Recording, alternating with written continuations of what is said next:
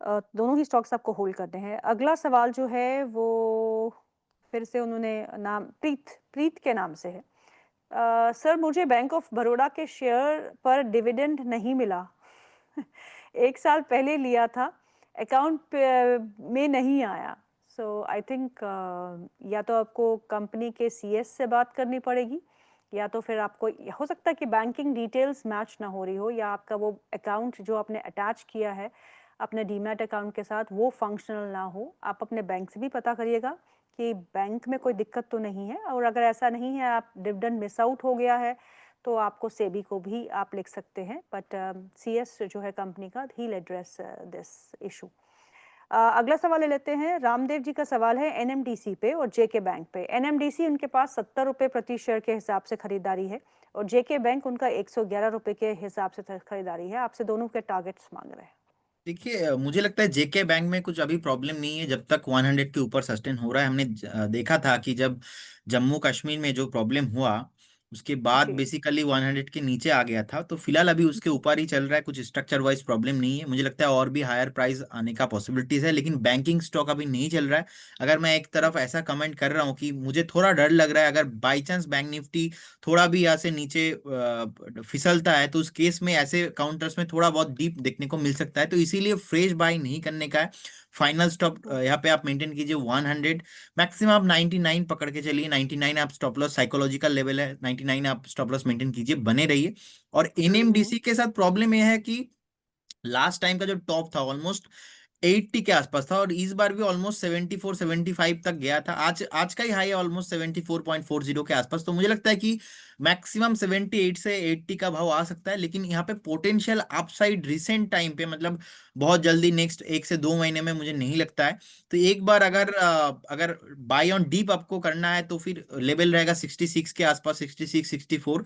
फिलहाल अभी यहाँ पे इग्नोर करेंगे तो अच्छा है, क्योंकि यहाँ पे ज्यादा पोटेंशियल नहीं है और बहुत धीरे चलता है काउंटर। अगर आपके पास ज्यादा पेशेंस है तो फिर आप बने रह सकते हो इस काउंटर में। ओके। सेजल राउत का सवाल है टाटा मोटर्स में फ्रेश एंट्री ले सकते हैं अभी लॉन्ग टर्म के व्यू पॉइंट से। लॉन्ग टर्म के व्यू पॉइंट से अगर आपको एंट्री लेना है तो मुझे लगता है 670 से लेके 680 एक पोटेंशियल अच्छा फेयर वैल्यूएशन के साथ बाइंग जोन आपके लिए हो सकता है, क्योंकि अभी 720 725 के आसपास चल रहा है। आई बिलीव अगर एक बार डीप मिलता है निफ्टी में तो उस केस में आपको एक बार फिर से 690 680 670 का भाव मिल सकता है। तो आप आपका जो पैसा है, आप चाहो तो यहाँ पे 40% इन्वेस्ट कीजिए और 60% आप एक बार वेट करके जाइए। कभी भी अगर डीप मिलेगा उस डीप में आप बने रहिए, इन्वेस्ट कीजिए। ओके। अगला सवाल ले लेते हैं और ये है अब लिखा उन्होंने नाम है बाजीगर। ठीक है बाजीगर है वेदांता में उनके शेयर्स जो है वो 400 के भाव पे लिए हुए हैं। पूछ रहे हैं आपसे होल्ड करें या प्रॉफिट बुक करके निकल जाएं। नहीं, अच्छा फंडामेंटली अच्छा है। देखिए, यहाँ पे दो तरह का व्यू है। अगर आप शॉर्ट टर्म ट्रेडर हो तो फिर मुझे लगता है कि जो रिसेंटली टॉप था ऑलमोस्ट 475 के आसपास, ये हो चुका है। अगर आप हम्म। चाहते हो कि थोड़ा मैं लॉन्ग टर्म वेट करूँ नेक्स्ट 1.5 से 2 साल, तो फिर मुझे लगता है कि ऑल टाइम हाई पॉसिबल है यहाँ पे, ऑलमोस्ट 520 525 के आसपास है। तो आप बने रहिए। स्ट्रक्चर तो कुछ भी प्रॉब्लम नहीं है और फंडामेंटल बहुत स्ट्रांग है। यहाँ पे आपको एक बार पोटेंशियल स्टॉप लॉस होना चाहिए, वो है 415। तो 415 एक स्टॉप लॉस मेंटेन कीजिए और बने रहिए इसमें। ओके। अगला सवाल जो है वो राहुल भारद्वाज जी का है। वो पूछते हैं सर कोई प्लेटिनम ईटीएफ है क्या और गोल्ड ईटीएफ में अभी इन्वेस्ट कर सकते हैं क्या अगर आप ईटीएफ को ट्रैक करते हैं प्रदीप। देखिए, मुझे लगता है कि गोल्ड ईटीएफ आपको तब इन्वेस्ट करना चाहिए जब गोल्ड का प्राइस थोड़ा बहुत कम हो। अभी टेक्निकली देखा जाए गोल्ड का प्राइस हमने देखा कि लास्ट 6 महीने से कितना ऊपर आ गया।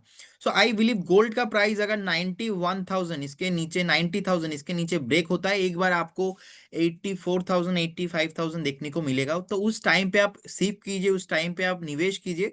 सो अब गोल्ड का प्राइस हाई इसलिए है क्योंकि ग्लोबली अनसर्टेनिटी बहुत ज्यादा है और हमने देखा था कि चाइना ने बहुत गोल्ड रिजर्व करके रखा, जहां पे यूएस भी किया था, लेकिन यूएस अभी ज्यादा बिटकॉइन रिजर्व कर रहा है। सो आई बिलीव जी। अगर इक्विटी जब टॉप बनाएगा, इक्विटी में जब ऑल टाइम हाई आएगा, और थोड़ा बहुत अभी ऑल टाइम हाई के आसपास ही है, लेकिन ये बुल मार्केट के ना फेस वन में है, वो फेस वन भी कंफर्मेशन नहीं है। सो हम्म साइकोलॉजिकली देखा जाए मार्केट में जब थोड़ा अनसर्टेनिटी रहता है तो गोल्ड का प्राइस हमेशा से टॉप बना के चलता है। सो आप एक बार हम्म वेट कीजिए, मुझे लगता है नेक्स्ट 4 से 5 महीना मैक्सिमम यहाँ पे थोड़ा बहुत गोल्ड, अगर इक्विटी मार्केट सही रहा तो गोल्ड नीचे आ सकता है, उस डीप में आप एवरेज कीजिए। हम्म ओके, अगला सवाल ले लेते हैं। नाम नहीं लिखा। सर, क्या मैं सुजलॉन और एनएफएल नेशनल फर्टिलाइजर में करंट लेवल्स पे एंट्री कर सकता हूँ? देखिए एनएफएल मैं पहले बता देता हूँ, बेसिकली फर्टिलाइजर स्टॉक उतना अभी भागा नहीं है। मुझे लगता है कि हम्म जितने जिस तरीके से डिफेंस चला है उतना अभी एंटायर द फर्टिलाइजर काउंटर अभी उतना चला नहीं है। तो नेक्स्ट जो इसका टारगेट होगा ना, वो बेसिकली हम्म मुझे लगता है 115 से 120 का होने वाला है बहुत जल्दी। 120 के आसपास एक रेसिस्टेंस है, तो बने रहिए जिनके पास है। अभी जो डीप आ रहा है, ये डीप थोड़ा और हैवी हो सकता है, मुझे लगता है 102 100 के भाव आ सकता है। तो यहाँ पे हम्म फ्रेश बाई नहीं करने को है, और जिनके पास है आप होल्ड कीजिए। अगर आपको फ्रेश फ्रेश बाय करना है तो 100 का जोन एक पोटेंशियल अच्छा रहेगा। और स्विट्जरलैंड के साथ ओके। देखिए प्रॉब्लम क्या है बेसिकली, हम्म ऑलमोस्ट हमने देखा था कि 58 59 मल्टीपल टाइम रेसिस्टेंस था, क्रॉस नहीं हो रहा जी। था। जैसे ही क्रॉस हुआ हमने देखा 74 का हाई लगा के आया। लेकिन प्रॉब्लम इसमें फंडामेंटली अभी तो फिलहाल कुछ नहीं है, लास्ट 1.5 से 2 साल बहुत इंक्रीज हो चुका है। और मेरा मानना है यहाँ पे ऐसा है कि जहाँ पे पब्लिक होल्डिंग बहुत ज्यादा रहता है, थोड़ा इग्नोर करना सही होता है आपके लिए। और इतना न्यूज, ओके। इतना क्रेजीनेस सब इन्वेस्टर का पर्टिकुलर इस काउंटर को लेके आप देखेंगे, प्रोमोटर के पास ऑलमोस्ट 14% स्टेक था। रिसेंटली भी 20 करोड़ शेयर प्रोमोटर ने सेल कर दिया।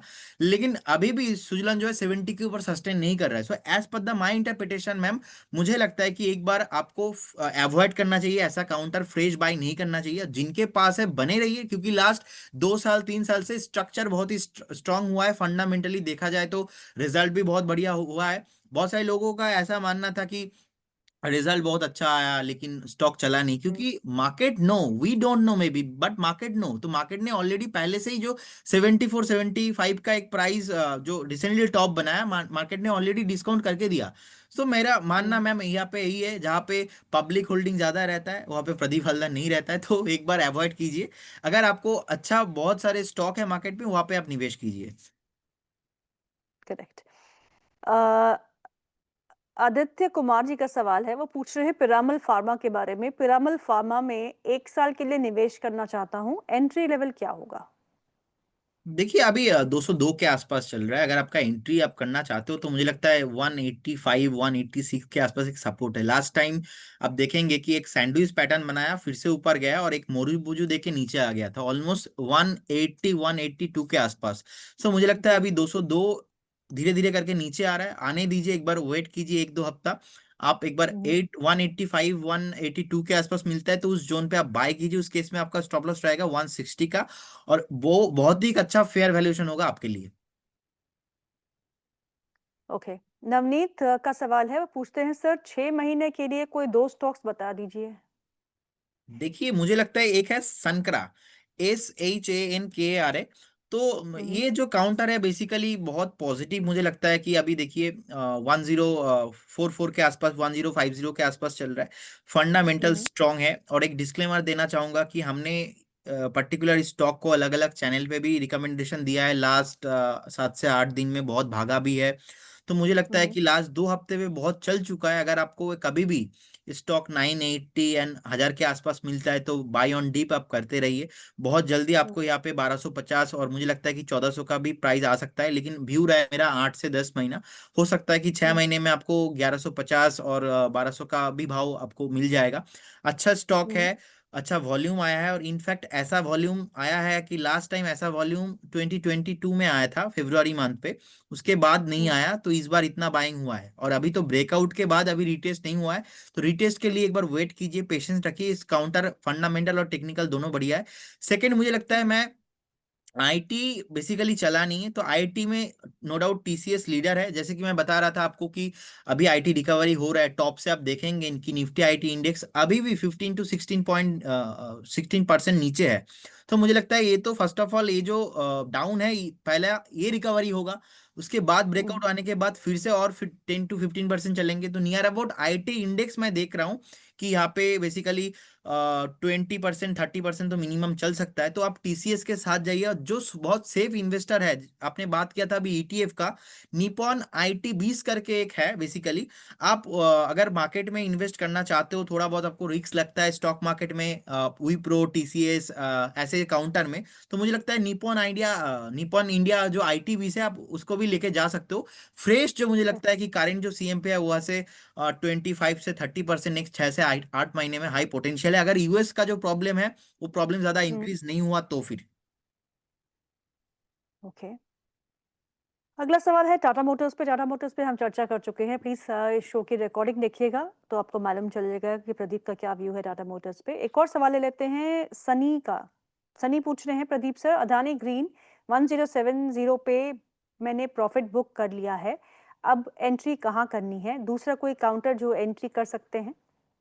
देखिए अदानी ग्रीन पे मुझे लगता है कि आपको यहाँ पे प्रॉफिट बुक नहीं करना, क्योंकि क्योंकि आई बिलीव कि नेक्स्ट 2 से 3 साल में अदानी ग्रुप के साथ और भी कुछ हायर प्राइस आपको मिलेगा, और अच्छा अच्छा न्यूज ही आपको मिलेगा। क्योंकि जितना देखिए, जितना टॉप बनाना था, टॉप बनाने के बाद नीचे आ गया, फिर से अभी नीचे नीचे था, उसके बाद बॉटम बनाने के बाद फिर से भी ऊपर ही आ रहा है।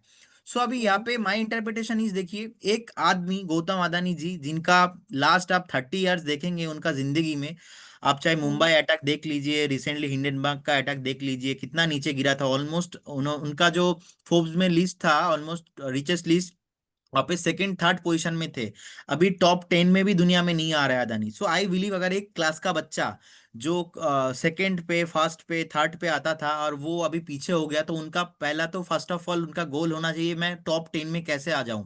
अब टॉप 10 में अगर वो आना चाहता है, तो फिर उनका पहला जो जितने भी अदानी काउंटर्स है, वो अगर शेयर नहीं इंक्रीज होगा तो फिर नहीं आ पाएंगे। ओनली फॉर अदानी ग्रुप में एडब्ल्यूएल को छोड़ के, फिलहाल ऐसा भी न्यूज है मार्केट में कि एडब्ल्यूएल को अभी अदानी ग्रुप उतना टेक ओवर आई थिंक नहीं करेगा फ्यूचर में, ऐसा कुछ न्यूज भी चल रहा था। तो मुझे अदानी ग्रीन के साथ बहुत मुझे लगता है कि पोटेंशियल है। और रिसेंटली मैं एक डिस्क्लेमर भी देना चाहूंगा, मैंने मेरा सोशल मीडिया में अदानी ग्रीन के जो सीईओ है हम्म। उनके साथ एक फोटो शेयर किया था। बस मैंने फोटो ही शेयर किया था और कुछ नहीं। अमित सिंह जी है, तो बेसिकली मैं और अमित जी एक इवेंट पे था, तो मैंने उनसे पर्सनली पूछा था कि सर आपको ग्रीन थिंग कैसा लगता है, तो उन्होंने मुझे अच्छा बहुत कुछ बताया, ऑस्ट्रेलिया में उनका क्या क्या प्रोजेक्ट चल रहा है। So I believe next Adani group में बहुत कुछ हो सकता है, आप बने रहिए नेक्स्ट 2 से 3 साल। और डिस्क्लेमर और एक देना चाहूंगा कि मेरा यहाँ पे जीरो कन्फ्लिक्ट ऑफ इंटरेस्ट है, मेरे पास अदानी ग्रुप का कोई भी स्टॉक नहीं है। हम्म। और इस बीच निफ्टी ने जो है वो 25,000 का आंकड़ा तोड़ दिया है नीचे की तरफ, और निफ्टी इस समय 24,980 के स्तर पे कामकाज करते हुए। और जैसे ही 25,000 का आंकड़ा तोड़ा तो एक जो लो टच किया है वो 24,955 का रहा। अब आई डोंट नो कि वहाँ सस्टेन करेगा या रिकवरी करेगा, लेकिन नाउ इट लुक्स दैट 25,000 जो है लेवल काफ़ी साइकोलॉजिकल लेवल माना जा रहा था निफ्टी के लिए, उसको आज ब्रेक कर दिया है। आज वीकली एक्सपायरी भी है, maybe that is the reason that we are seeing some bit of stress. और आज का लो जो है वो 24,955 का रहा है। चलिए अगला सवाल ले लेते हैं। आशी सक्सेना का सवाल है, वो पूछ रही है वीबीएल के बारे में। वीबीएल में उनको लॉस हो रहा है, 559 के लेवल की बाइंग है और उनके पास 50 शेयर है। वो आपसे पूछ रही है मुझे क्या करना चाहिए। देखिए मुझे लगता है कि आपको एक स्ट्रिक्टली स्टॉप लॉस मेंटेन करना सही होगा 436 के आसपास। 436 437 एक पोटेंशियल सपोर्ट है, आप बने रहिए। स्ट्रक्चर खराब है, फ्रेश एंट्री नहीं करने का है इस जोन पे। और स्ट्रक्चर इतना खराब है, देखिए ठीक भी नहीं हो रहा है, टॉप बनाया रिसेंटली ऑन 550 के आसपास, वहां से फिर से नीचे आ रहा है। तो एक बार यहाँ पे आप एक बार पेशेंस रखिए, और 436 एक स्ट्रिक्टली स्टॉप लॉस मेंटेन कीजिए। अब निफ्टी के जो 50 स्टॉक है उसमें से 41 stocks are in red and 9 stocks are in green only. So the breadth of the market जो है वो भी थोड़ी बहुत वीक ही लग रही है। और अगर हम निफ्टी मिड कैप इंडेक्स को देखें तो करीब करीब 0.85% down. So it's clearly that mid caps and small caps are all also seeing a sell off. Pradeep, जाते जाते कोई recommendation for long term? देखिए मुझे लगता है कि टीसीएस में बाय करना सही होगा। टीसीएस का, हम्म, जैसे कि मैंने अभी आईटी को एक्सप्लेन किया, तो मैं टीसीएस में बहुत ही पॉजिटिव हूँ और मुझे लगता है कि 3452 3450 एक अच्छा बेस है। यहाँ पे हम्म, नेक्स्ट 6 से 8 महीने के लिए आपको एक व्यू करना चाहिए। और जो बॉटम हम्म, बना है ऑलमोस्ट 3300 3200 के आसपास, अगर आपका व्यू है नेक्स्ट 6 से 8 महीना, यहाँ पे फ्रेश बाई करके जाइए। बहुत जल्दी हम्म। आपको यहाँ पे 3800 से लेके 4000 का जो टारगेट है वो आते हुए दिखेंगे। जी, प्रदीप जी बहुत-बहुत शुक्रिया आज प्रोग्राम में शामिल होने के लिए। Thank you so much for your time and I know markets are very volatile so you need time for yourself.